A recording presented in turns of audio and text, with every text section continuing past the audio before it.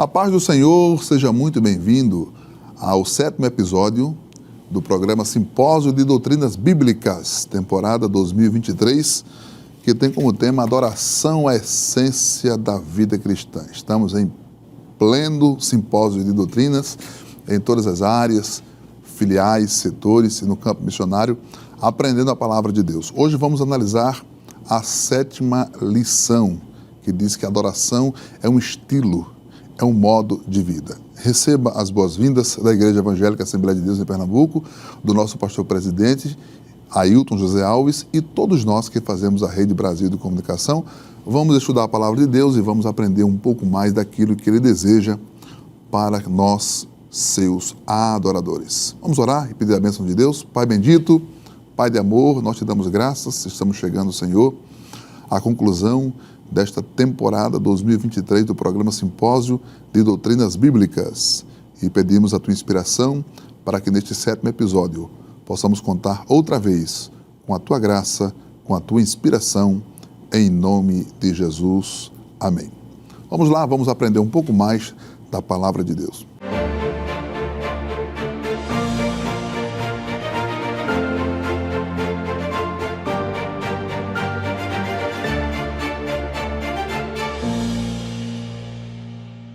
Meus irmãos, a paz do Senhor, que bom estarmos aqui outra vez.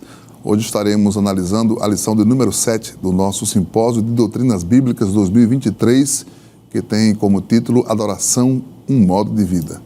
Depois de 6 lições estudadas, nós estaremos hoje concluindo este tema tão importante que está na revista que estamos analisando neste Simpósio de Doutrinas Bíblicas. Nós estamos recebendo hoje, com muita alegria, servos de Deus que vão, como das outras vezes, comentar a lição conosco. Está conosco o pastor Valdemir Farias, que hoje coopera com o nosso pastor no Templo Central, é o co-pastor do Templo Central, já esteve no campo missionário, em algumas filiais do nosso estado. Pastor, é muito bom estar com o senhor, Pai do Senhor. Pai do Senhor, pastor José, é um prazer nosso, né? Poder estarmos juntos aqui compartilhando esse tema tão importante. Né? Importantíssimo, né, pastor? Tema maravilhoso. Maravilhoso. Maravilhoso. E temos aqui também o nosso amado evangelista Marcelo Tavares, que coopera com o nosso pastor-presidente ali na área 65, Sim. Coordenador da área 65. Pastor, é um prazer também recebê-lo, Pai do Senhor. Pai do Senhor, pastor. Pai do Senhor, pastor. Um prazer poder estarmos juntos aqui para compartilhar da palavra de Deus. Muito bem. Como dissemos, hoje vamos comentar a 7ª lição, a última lição da nossa revista. Já falamos aqui sobre a essência da adoração, os elementos da verdadeira adoração, falando sobre lições de adoração, baseado na história de servos de Deus. Comentamos sobre como adorar a Deus no culto congregacional, como adorar a Deus através de louvor, e adorando também nas adversidades, e hoje concluímos como adoração um modo de vida. Um modo de vida, um estilo de vida, uma maneira de vida. É sobre isso que nós vamos falar nesta aula. E eu queria começar pedindo ao pastor Farias que faça uma diferenciação. Podemos adorar cantando, podemos adorar orando, podemos adorar executando um instrumento. Isto é um momento de adoração, uma materialização da nossa adoração. Mas adoração não é apenas um momento de louvor, um momento de oração, um momento de meditação. A adoração é um modo de vida, é um estilo de vida. Não é isso, pastor? Eu queria que o senhor comentasse um pouquinho sobre essa questão. Adorar não é um momento, adorar é um estilo, é um modo. Pastor, olha, essa é uma das lições mais profundas, assim, eu acho que das que foram estudadas. E, assim, quando eu penso nessa pergunta que o senhor faz, é difícil de responder essa pergunta aí.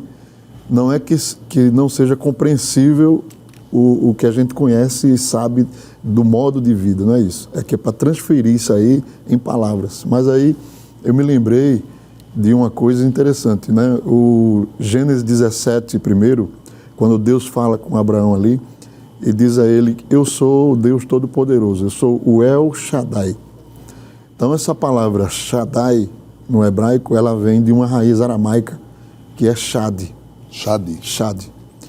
E a palavra Shad, ela era usada quando uma mãe estava dando de mamar a uma criança. Era o período da lactância da criança. Então, o que significa?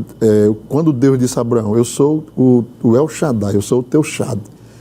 Ele entendia essa linguagem, o aramaico, a tradição. Então, o período da lactância é quando a criança não necessita de outro alimento a não ser o leite materno. O leite materno. Porque o leite materno possui tudo que aquela criança precisa naquele momento. Todas as substâncias. Agora observe, Deus chega para Abraão e diz assim, eu sou o teu El Shad. É como que Deus estivesse dizendo a Abraão assim, você está entendendo a minha linguagem. Você, a partir de agora, não precisa de mais nada, absolutamente nada, porque eu sou tudo que você precisa.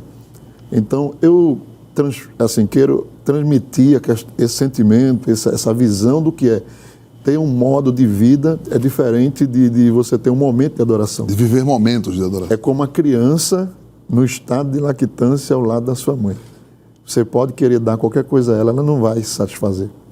Ela só se satisfaz com o leite materno. Então, a adoração como modo de vida é uma coisa tão profunda, é uma coisa tão permanente, é um sentimento, é um prazer. Paulo chama de salmodiar nos vossos corações. Jesus disse, os verdadeiros adoradores adoram o Pai em espírito e em verdade. Então, as expressões vão mudando, mas no cerne da questão está isso aí. Você vê essa figura da criança que não depende de nada, de ninguém, de água, de fruta, de carne, não. O leite materno é o suficiente. Então, quando a pessoa chega nesse estágio, eu digo para o senhor que a adoração chega a suprir até fome, chega a suprir sentimento, chega a suprir ânsia, porque foi isso que Moisés viveu lá no monte. Foi isso que Jesus viveu os 40 dias, né? Então, eu acho que é difícil de dizer, mas a figura mais perto que eu entendo, assim, que eu vejo, é nessa construção aqui da palavra-chave. Aproveitando essa definição feita pelo pastor Farias, evangelista Marcelo, eu queria que o senhor só pontuasse, para a gente concluir essa primeira parte introdutória, deixando claro isso, que a adoração na vida de um crente excede cantar, excede ir ao culto. Isto são formas de adorarmos a Deus, são momentos de adoração. Mas a adoração não se resume a isto. A adoração é um estado permanente, não é isso? Sim, senhor, pastor. Quando o pastor Farias estava falando, eu estava aqui também pensando, né, que nós não somos adoradores porque adoramos, mas nós adoramos porque somos adoradores. Eu já adotei isso no primeiro episódio. Eu queria que o senhor repetisse isso aí, porque fica massificado, fica gravado. É interessante isso aí, por favor. É que nós não somos adoradores porque adoramos. Porque isso aí, eu seria um adorador só no momento em que eu estou adorando. Mas eu adoro porque eu sou um adorador permanente de Deus. Né? Minha vida, ela está fundamentada nesta adoração constante a Deus. No andar, no falar, no trabalhar, no pensar, no relacionar-se com as pessoas. Em tudo Deus está sendo glorificado. Não foi isso que Paulo disse, né? Portanto, quer comais, ou bebais, ou façais qualquer outra coisa, faça tudo para a glória de Deus. Cumprimos então o propósito, né? Porque nós fomos criados no propósito de adorar a Deus. Este é o fito, né, da criação do homem. E quando nós adoramos a Deus, nós cumprimos este propósito. Não é isso, pastor? É muito bom. Esta primeira parte já foi bem massificada, ratificada aqui.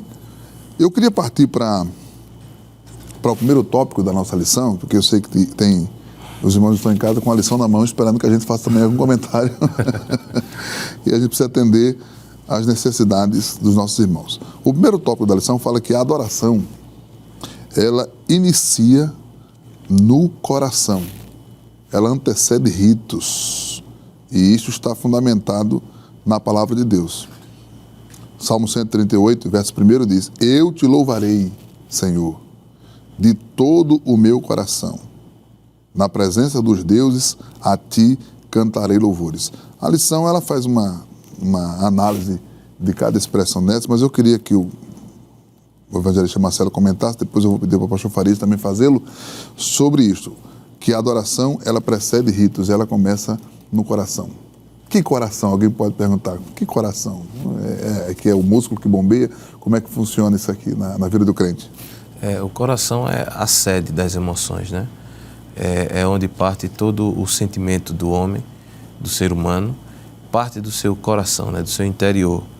E essa expressão do salmista, eu te louvarei de todo o meu coração, mostrando a gênese, né, da adoração. Ela nasce no coração do homem, no interior, no intelecto do homem também, na parte espiritual. E ali ela vai como se fosse uma lava de um vulcão, né, entrando em erupção e vai se exteriorizando. Aí se materializa. Sim, senhor. Então eu canto porque eu sinto, né, a necessidade de adorar, ou tenho o prazer de adorar e deslumbrado com Deus eu canto. Deslumbrado com Deus, eu trabalho. Sim, senhor. Eu me recordei agora, pastor, da expressão de Maria, né? Pois não. No cântico dela, de adoração, quando ela disse que a minha alma engrandece ao Senhor e o meu espírito exulta em Deus, o meu Salvador. Então, ela mostra que tudo surge no interior, né? Na parte mais íntima do ser humano. E isso vai ser fortalecido quando Jesus disse, o pastor Farias já citou, né, que os verdadeiros adoradores adorarão em espírito. Né? A adoração autêntica, ela inicia-se no âmbito espiritual. Não que o físico não seja aceito, mas é uma consequência, né, daquilo que já iniciou no âmbito espiritual da pessoa. Isto, pastor Farias, esse conceito está aqui na nossa lição. No primeiro tópico, no subtópico 1.1, diz assim, a interpretação desse versículo, do Salmo 138, verso 1, confirma o conceito de que a adoração no interior precede os ritos. Agora, salientando que ambos são importantes e inseparáveis à vida do verdadeiro adorador. Porque alguém pode dizer assim, não, eu adoro no meu coração, então não preciso materializar. Então, expressar isso, né? Não, a adoração precede, na verdade, no coração, no intelecto, porque existe o mundo secreto do homem, né? Pois não. E é justamente esse mundo secreto que Deus habita nele e conhece, né? A Bíblia diz que lá a destruição da raça humana antes do dilúvio foi porque Deus procurou na mente dos homens, disse que todo o pensamento do homem era mau. Então, todo o interior do homem, porque daí já diz que é do coração que procedem os pecados, as prostituições, né? A gente chama coração o músculo, né? Tem um músculo aqui. Eu já vi alguém dizer assim, não, mas não é o coração, esse aqui é a mente, né? E realmente é a mente junto com o coração. A questão que é o seguinte, o coração expressa. Se você estiver alegre, ele acelera. Se você estiver triste, ele reduz. Então, aonde é que você sente o efeito da emoção, né? Você sente aqui, né? É verdade. E tanto é que Jesus usou a palavra coração também para falar, né? Então, antecede o rito, mas ao mesmo tempo, ele não substitui o rito. Porque se você sente algo, você tem que expressar esse algo. Porque se está no seu mundo interior, é seu. E a adoração não pode ser só sua. A adoração tem que ser de Deus e tem que ser expressar aqueles que estão à sua volta. Então, que todos escutem, que as nações ouçam, né? Tem muita expressão dessa no Salmo, né? Verdade. Que os homens, eu te louvarei, Senhor, na presença dos deuses das nações, o salmista disse. Então, o propósito da adoração, você pode ser um adorador interior, mas ela não cumpre o papel de adorar a Deus, glorificar a Deus, quando ela fica restrita somente a mim. O senhor estava falando, eu estava pensando aqui, se a adoração não está no coração, no interior, o rito se torna um fardo e não um prazer. Porque aí eu vou cantar por obrigação. Exato. E eu não canto por obrigação. Eu canto porque eu tenho o prazer de cantar. Exato. Eu não trabalho para Deus, eu não executo um trabalho para Deus, né? Por uma obrigação. Eu faço com prazer. Se me falta esse deslumbramento com Deus no coração, então o ritual passa a ser um fardo e não um prazer. E adorar é um privilégio. Adorar é um prazer. Por isso que é importante dizer que a adoração, ela precede o rito, mas não substitui o rito. Não substitui. E a gente precisa adorar a Deus no nosso modo de viver. Vamos falar mais adiante sobre o cantar, o orar, são expressões de adoração. Mas a gente está pontuando aqui, neste primeiro momento da nossa conversa, que a adoração, ela começa no íntimo, ela antecede os ritos. Mas é importante, pastor, não substitui os ritos. Que alguém pode se valer disso e dizer assim, não, eu adoro Deus no coração e não preciso viver uma vida de santidade. Não preciso cantar, não preciso trabalhar, não preciso servir. Inclusive vai excluir até o ato congregacional, né? Vai excluir o ato congregacional, que é um reflexo da adoração. Exato. Né? É um reflexo da adoração. A adoração no coração, a nossa lição diz, evangelista Marcelo, que ela não substitui, como disse o pastor Farias, na verdade ela chancela os ritos. Ela daria a essência para o rito, né? Faria com que o rito tivesse realmente valor. Validasse, não é isso, pastor? Acho que a palavra chancelar seria validar. Validar. Então a adoração no coração, ela valida O rito. Justifica o meu cantar, justifica o meu servir, justifica o meu orar, o meu trabalhar para Deus. Então a adoração no coração chancela os ritos, é o que diz o tópico primeiro, sobre o tópico 1.2 da nossa lição. A adoração no coração chancela os ritos. E Davi, quando faz uma oração de arrependimento lá no Salmo 51, ele não descarta os sacrifícios, ele não descarta as ofertas, porque eles simbolizam os nossos atos de adoração e de serviço. Ele nos ensina que elas são aprovadas por um coração contrito e um espírito quebrantado. Então, entendemos isso. A adoração não substitui os ritos de adoração, mas chancela os nossos ritos de adoração. Se alguém quiser fazer mais algum adendo, algum acréscimo do que foi dito, fique à vontade. Elas se completam, né? Se complementam, né? Tanto a adoração no coração quanto a prática dela no rito do culto, no louvor, são complementares, né? São complementares. Você pode ter seu coração totalmente voltado para a adoração, mas você não expressa isso, está faltando alguma coisa. Então deixa eu problematizar. Então quando Deus olha para o adorador e a oferta, ele olha primeiro para quem? Olha para ambos, olha para a oferta apenas, olha para o adorador, como é que fica essa equação aí? Pastor, em Gênesis, né, capítulo 4, versículo 3, diz assim: aconteceu que no fim de uns tempos trouxe Caim do fruto da terra uma oferta ao Senhor. Abel, por sua vez, trouxe das primícias do seu rebanho e da gordura desse. Aí diz o versículo: agradou-se o Senhor de Abel e de sua oferta. Opa! Achamos um caminho.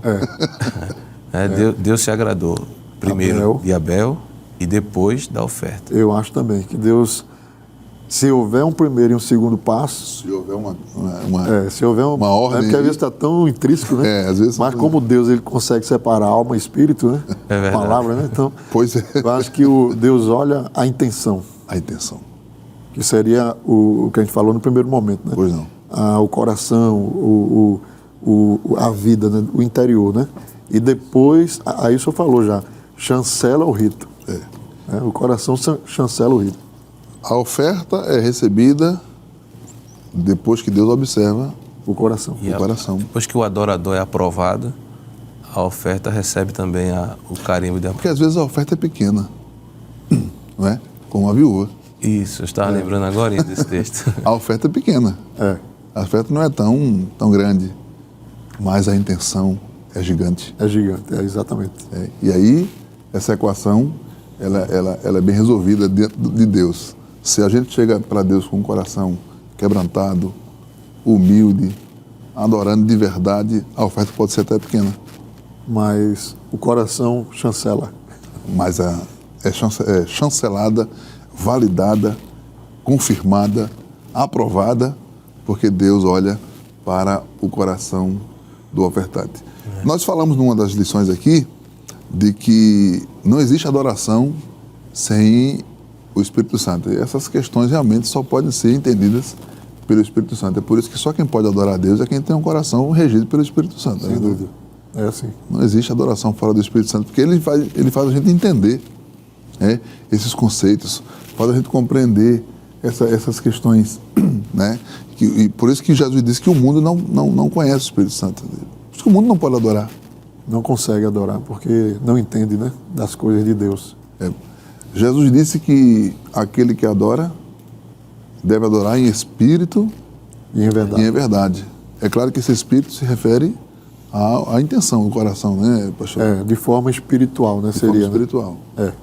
Mas se o Espírito Santo não dirigir a nossa adoração, a gente não consegue adorar.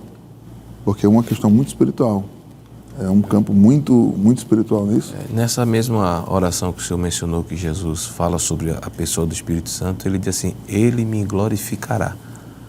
Né? Então, é o Espírito Santo que nos leva, né, a essa glorificação de Cristo.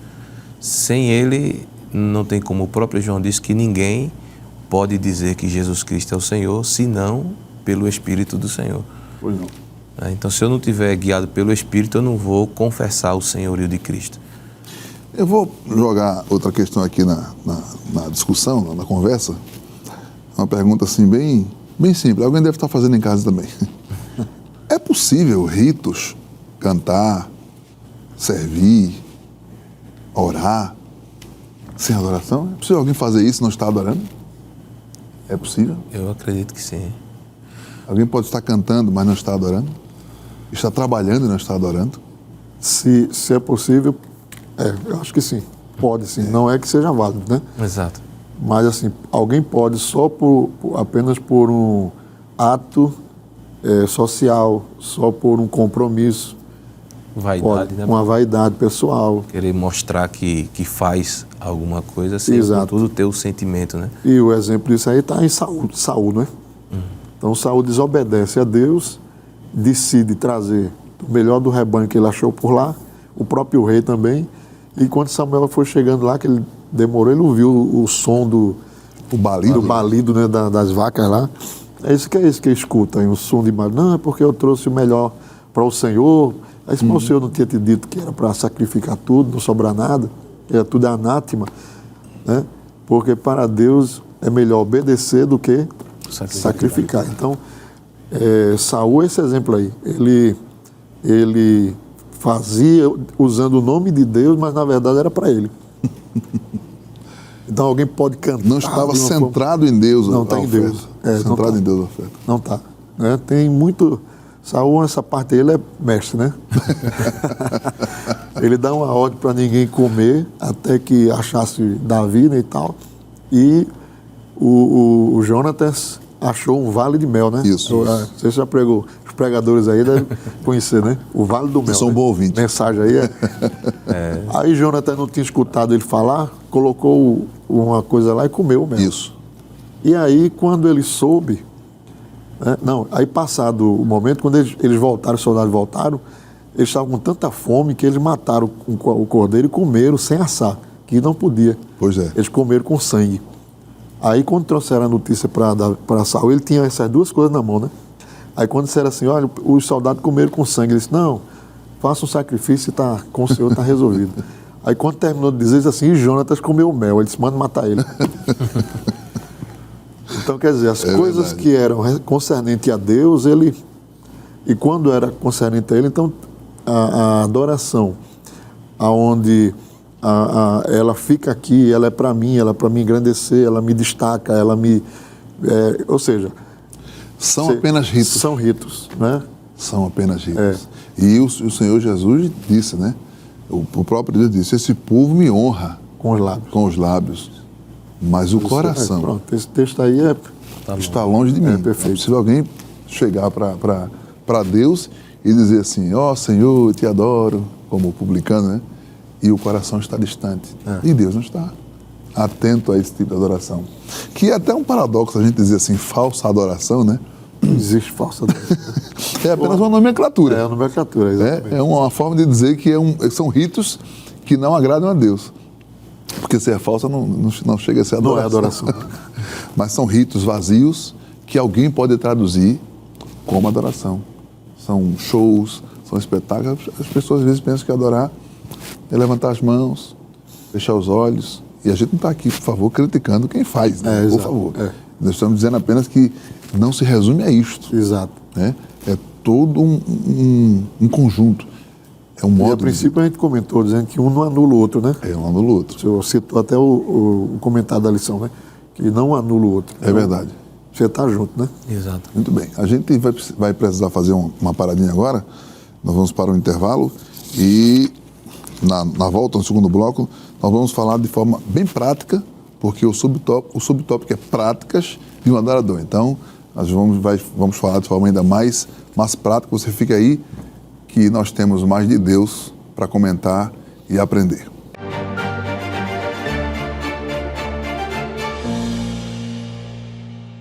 Muito bem, queridos, voltamos com o programa Simpósio de Doutrinas Bíblicas, analisando hoje a 7ª lição, Adoração, um modo de vida. Nós, no bloco anterior, falamos sobre a adoração que começa no coração e a importância de entender que a adoração não é apenas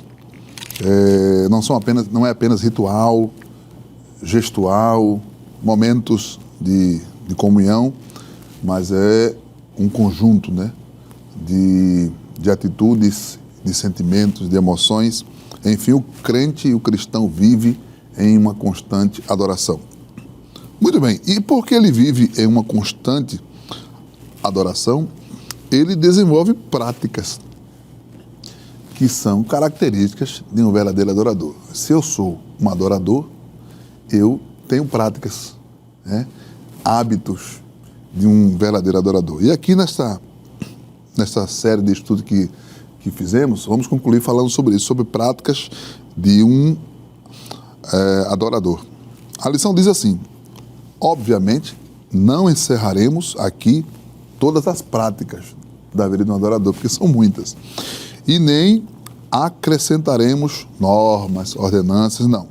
Nós vamos mencionar alguns costumes coletivos, pessoais. Coletivos quando a gente fala de igreja, pessoais quando a gente fala de cada cristão.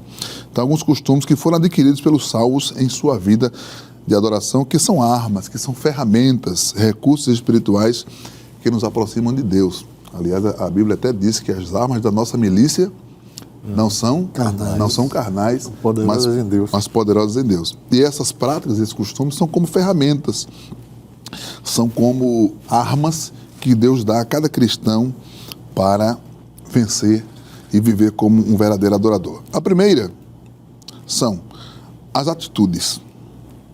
Como o cristão, ele adora com as atitudes. Eu queria começar aqui com o pastor Farias, ele comentando sobre o crente adorando com as suas ações, com as suas atitudes.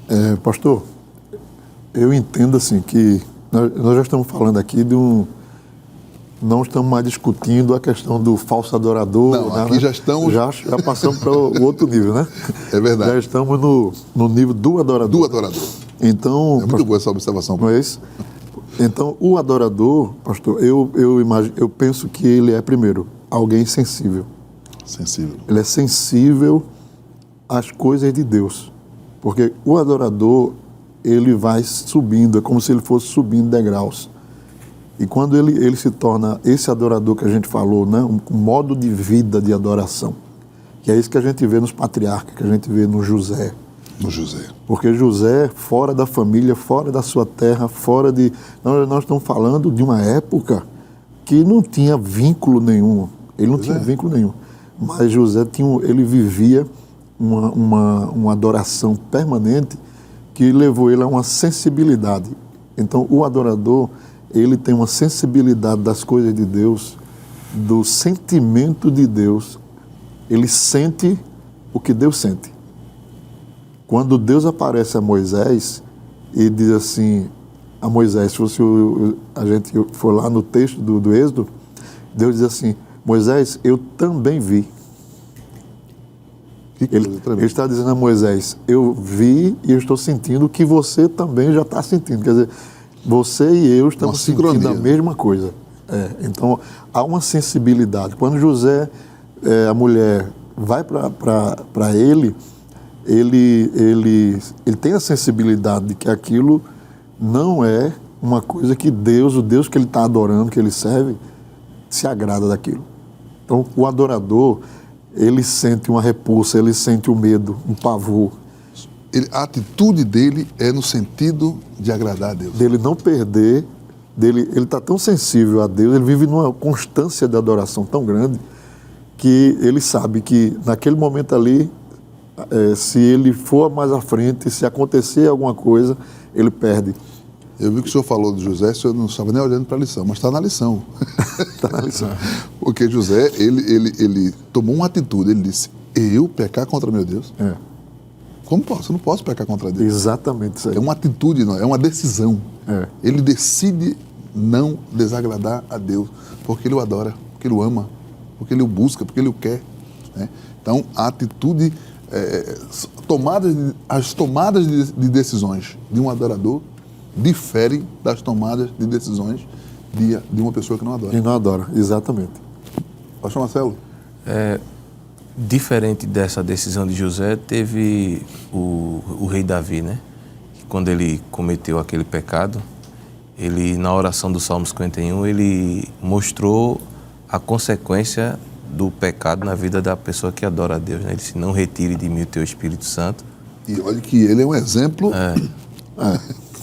maravilhoso de um adorador que, por ser falível, também comete erros. Exato. Né? E ele disse que torna a dar-me a alegria da tua salvação e renova em mim um espírito reto. Então, veja as coisas que um adorador perde quando não faz o que José fez. Né? Quando não toma a decisão de perde a presença, a alegria de salvação, o espírito reto. Muita coisa o adorador tem a perder. Então, essa atitude de José de negar-se, o pastor estava falando, me lembrei de um texto lá em 1 João, ele diz que aquele que é nascido de Deus, ele não pode pecar, porque a semente de Deus está nele. Não é simplesmente ele não querer, é ele não poder. Né? Ele rejeita. As atitudes de um verdadeiro adorador, a gente exemplifica em José, que decidiu não pecar, em Davi, que mesmo pecando, também reconheceu ser carente de Deus e buscou em Deus o arrependimento, né? Mostrou a Deus o arrependimento para voltar a sentir a alegria da salvação, priorizando até a Deus em relação ao que ele ia perder, porque o profeta foi à casa dele e falou assim, teus filhos vão morrer, é capaz que tu perca a coroa. E ele disse, não tem problema, desde que eu não perca Deus. Exatamente. A atitude de alguém que adora, que ama a Deus. A de Daniel e seus amigos que disseram, a gente morre. A gente só desagrada a Deus. Exatamente.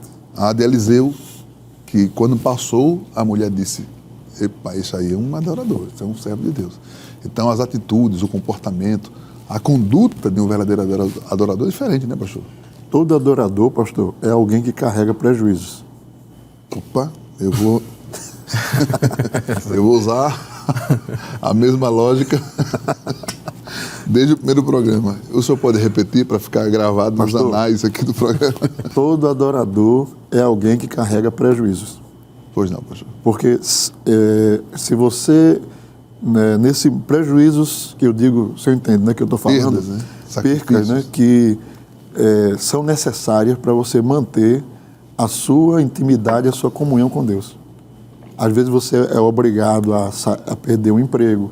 Você pode, se você é um verdadeiro adorador e você tem esse sentimento de José, porque quanto José não perdeu, né, ele poderia ter sido quase que empurrado para uma outra posição ainda muito maior. Pois é. Mas ele preferiu perder tudo, mas não perder o aspecto de adoração na vida dele. Não sei se é explorar muito o senhor, mas eu lembro que o senhor, uma vez pregando, falou sobre a sua experiência naquela empresa que o senhor trabalhou foi, no supermercado e passou por uma prova assim, né? Muito grande, uma pessoa que chefiava, tinha um nível de liderança na empresa, a nível de diretoria, né? Pois não.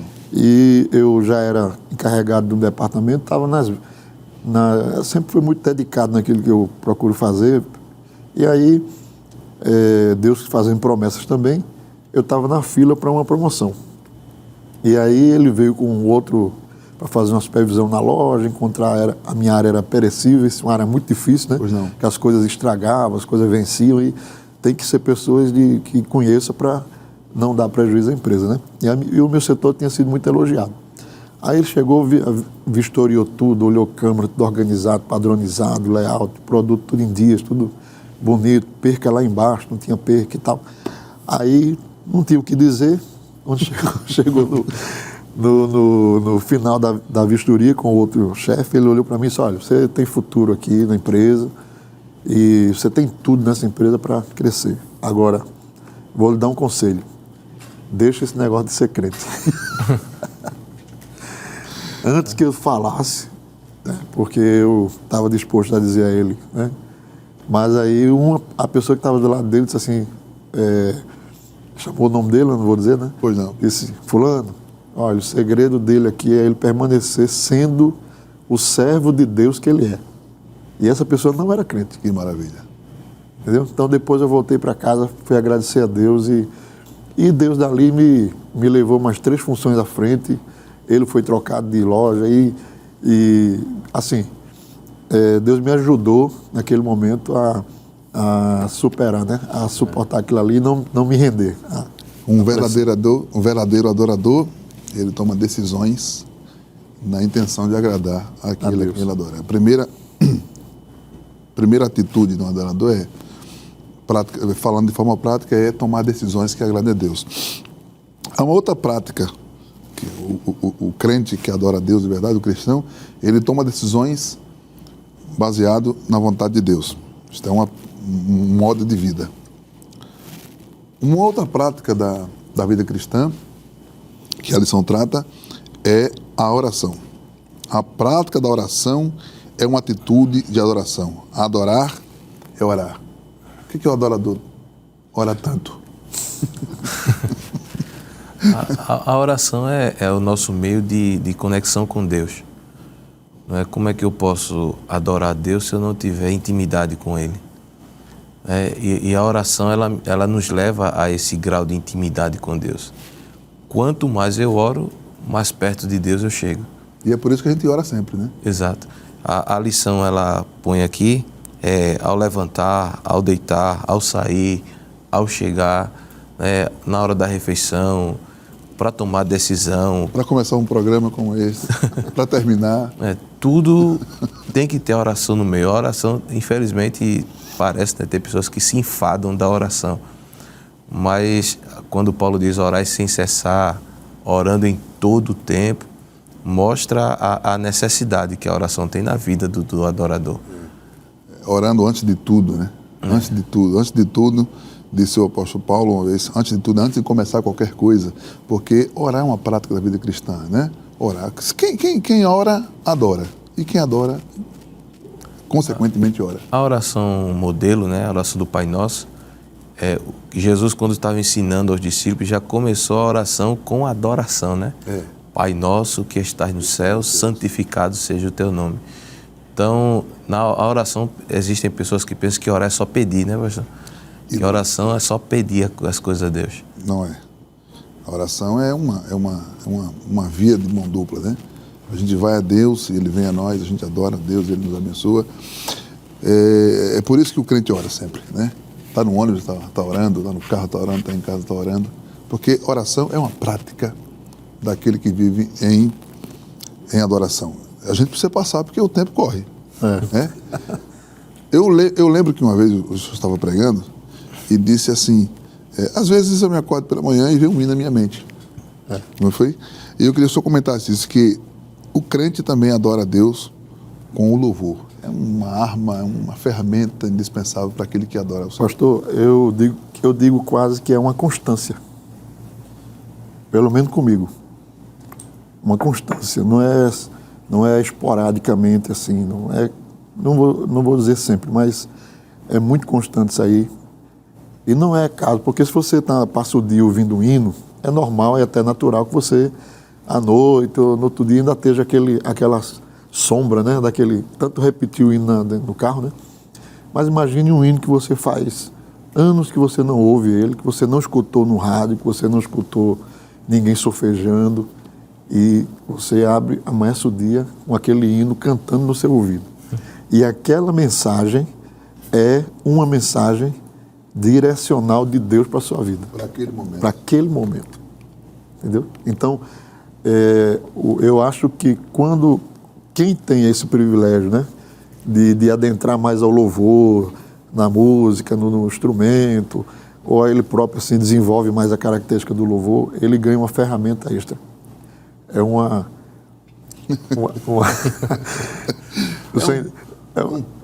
plus? É um plus, sabe? É uma Agora, ferramenta extra. Eu estava aqui pensando, pastor, eu estava falando isso, estava pensando aqui, que o senhor desenvolveu com Deus esta forma de comunicação. Que talvez Deus já tentou com outra pessoa. Deus dá um hino a alguém no amanhã, no acordar. E a pessoa não canta, não medita. Então, ele interrompe aquela prática que podia estabelecer a partir daquele momento. Não, pastor, algumas vezes que eu falei sobre isso, né? Às vezes em seminário, em congresso e tal, e já houve casos assim de um irmão me procurar, pastor, olha, o senhor falou aí, me chamou a atenção, porque às vezes eu realmente, assim, eu não dava assim muita... Eu disse, irmão, preste atenção, o Espírito Santo quer ele falar. Pastor, a lição, o pastor Marcelo também está escrito aqui na lição, no tópico, ponto 2.3. Regue os seus dias com louvor, cantando ou ouvindo. Exatamente. Memorize hinos e o Senhor os despertará em sua mente em momentos específicos. Parece que... Cante no culto com alegria, seja nos grupos de louvor ou no momento do canto congregacional, que é uma coisa que a gente precisa sempre despertar nos nossos irmãos. A gente falou aqui no episódio 4, acho que foi no episódio 4, que o nosso pastor sempre fala, toda oração na igreja é congregacional, todos devem orar juntos. E o canto congregacional também é importantíssimo, porque às vezes a pessoa está no culto, a igreja está cantando e ela não está. Não canta. Ela não está desfrutando daquele momento. É algo que precisa ser resgatado praticamente. Às vezes alguém chega no culto e fala assim, já começou o culto? Aí alguém fala assim, não, está nos indo da harpa ainda. Ufa, graças a Deus. Não que chegaram atrasados. Mas começou. Está atrasado. Então, cantar é uma prática da vida cristã. É uma prática daquele que adora, né? É bom cantar, né? É maravilhoso. E é tão bonito, né, pastor, o cântico da igreja, né? Quando a igreja está adorando a Deus, é uma coisa linda. O grupo de louvor mais bonito da igreja é a igreja.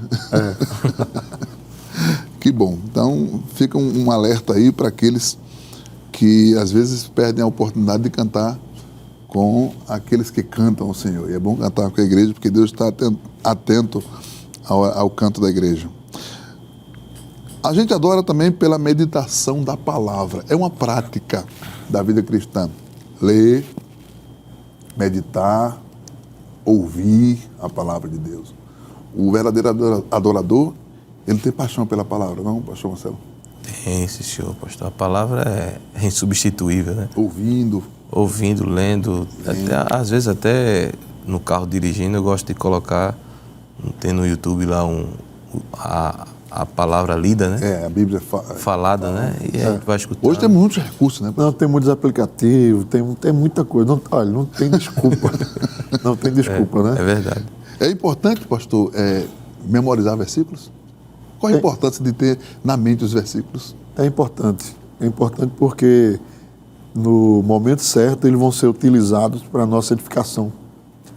É importante a oração ser recheada com o texto da palavra. Opa, isso é algo importante que a gente passou desapercebido, o senhor lembrou bem. Como é importante orar? Orar a palavra. A palavra. É uma das coisas que Deus me ensinou. Então, orar a palavra. Então, é diferente quando você ora... É a mesma coisa de uma pregação. Quando você ora o seu argumento. Quando você ora o seu ponto de vista. Mas se você ora a palavra, não tem como errar. Glória a Deus. É verdade. É maravilhoso. A lição diz assim, memorize versículos, cite-os, porque em momentos de tristezas, Deus te alegrará através deles. Nas lutas, eles te fortalecerão. Na dor, eles serão consolo. E nas vitórias, né? Eles servem como motivo de gratidão. Bendito seja o nome de Jesus. A gente vai partir para um outro ponto bem interessante, que eu gostei muito deste ponto da lição, que diz o seguinte, que a gente também adora a Deus glorificando. A lição diz assim, o salvo em Cristo desenvolve um vocabulário próprio dos adoradores. É verdade. É verdade. Os adoradores têm vocabulários Próprio. né? Tem um vocabulário próprio. A glorificação é o uso de expressões que exaltam, elogiam, promovem e adoram ao Senhor. Elas são usadas no dia a dia do crente, né? De forma particular, de forma coletiva. Não são palavras mágicas, mas são palavras poderosas.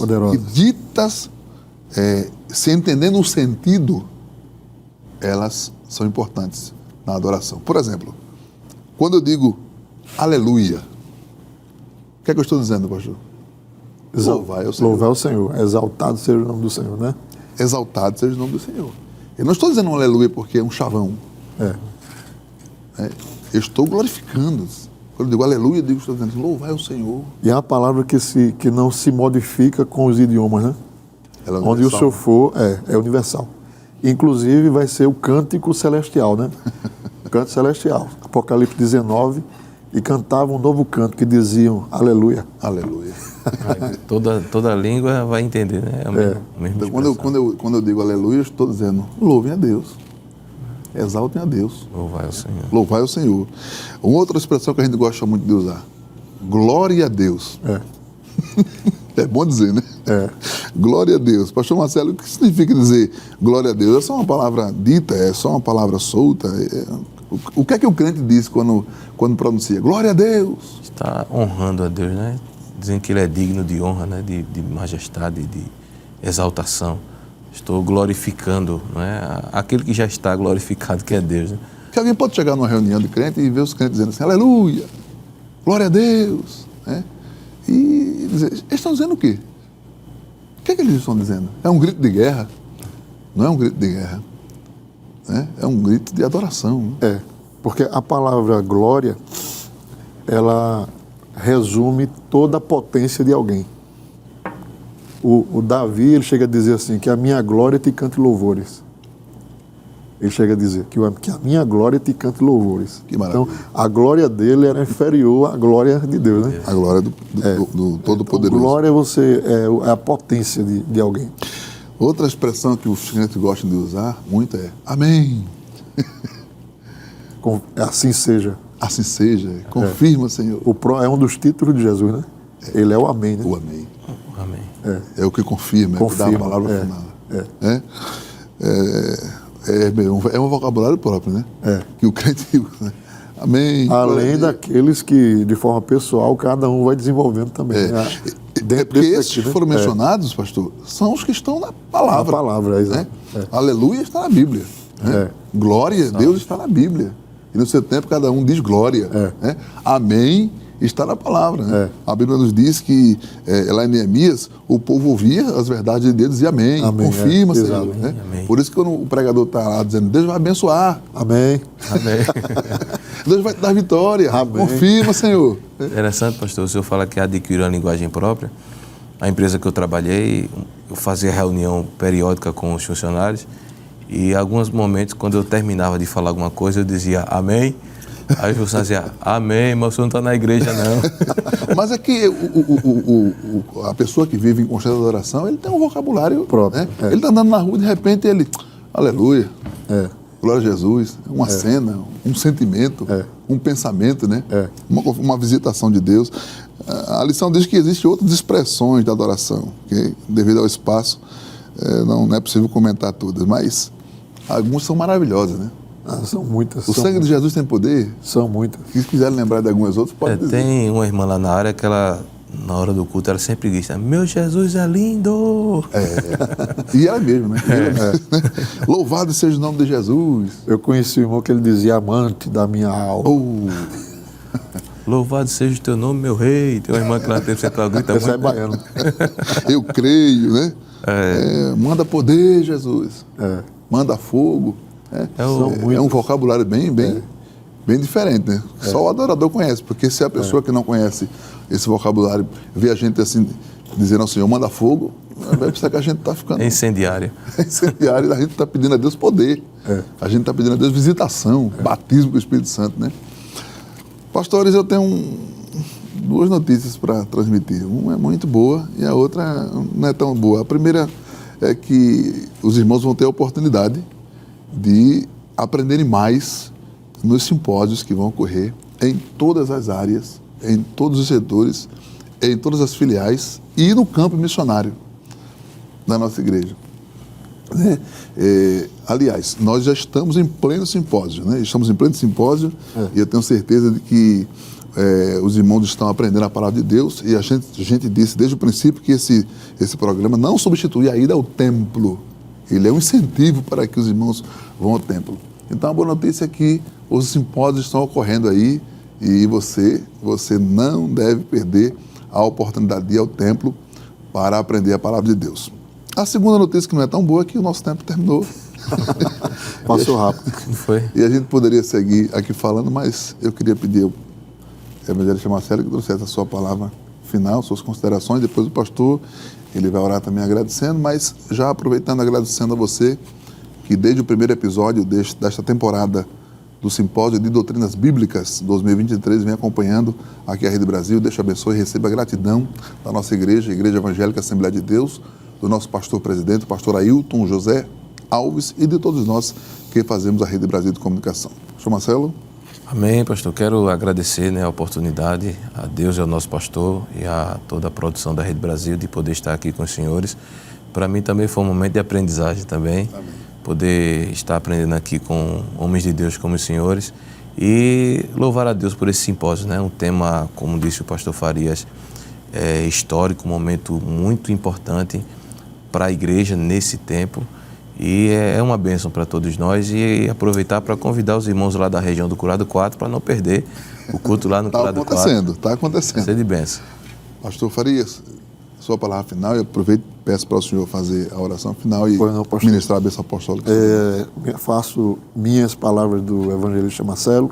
É sempre um prazer estar aqui na Rede Brasil. Agradeço ao nosso pastor-presidente, pastor Ailton, né, nos haver confiado de estarmos aqui juntos falando das coisas do reino dos céus, né? É como o senhor falou, o tempo passa rápido, né? Passa rápido. Coisa boa a gente passa rápido, né?